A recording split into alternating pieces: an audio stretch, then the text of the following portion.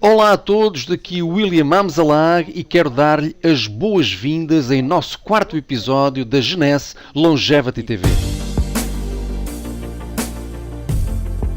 Jeunesse, we are redefining youth.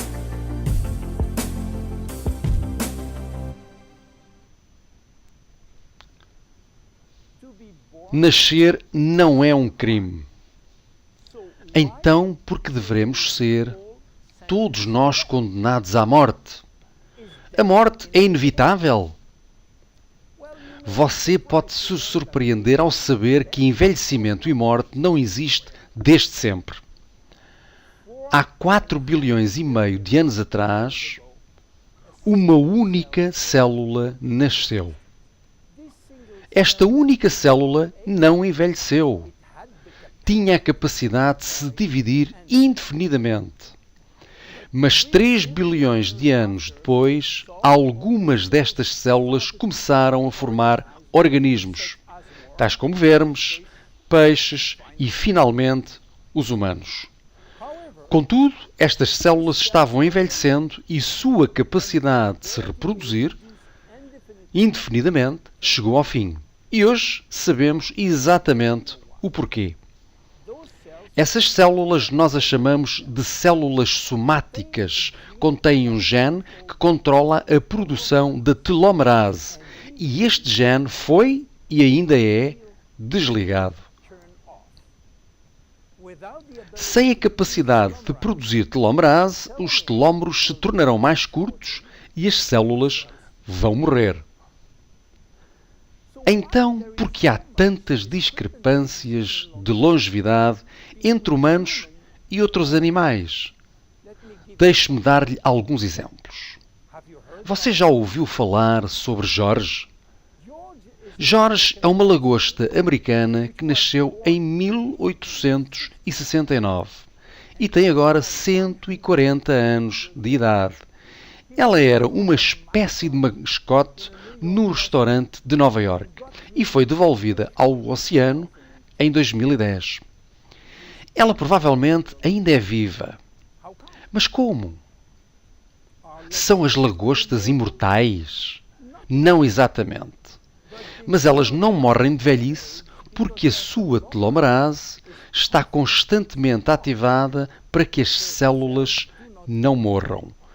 No entanto, elas são sensíveis a infecções dentro da sua casca e podem morrer dessas doenças. No Japão, os koi-fish são conhecidos por viver muito tempo. Eles são belos peixes, geralmente brancos com manchas vermelhas. Alguns foram dados nomes e o mais famoso é o peixe anaco, que morreu em julho de 1977, durou 226 anos. Algumas tartarugas também vivem muito tempo e uma delas, a Duaita, das Seychelles, viveu quase 250 anos. Existem ainda algumas espécies que têm uma longevidade indefinida, como as bactérias, chamadas de Atrobacter, que podem ficar dormentes por milhares de anos e, de repente, acordar. A hidra é a espécie única e específica que, quando parte do seu corpo é cortado, ela regenera o corpo em 2 ou 3 dias. Hidra será potencialmente imortal porque contém as células estaminais. Em caso de lesão, essas células estaminais alteram-se para formar a célula que falta e reconstroem a parte que faltava. Se alguns animais podem ter uma longevidade indefinida, por que temos de ser condenados à morte? Por outras palavras, temos atualmente o conhecimento e a tecnologia para viver para sempre? Nós já conseguimos reverter o envelhecimento em células humanas. O que nós não sabemos ao certo é se podemos reverter o envelhecimento em você ou em mim. Nós conseguimos desacelerar drasticamente doenças e o processo de envelhecimento mais do que as pessoas imaginam. Mas ainda não temos a fórmula mágica.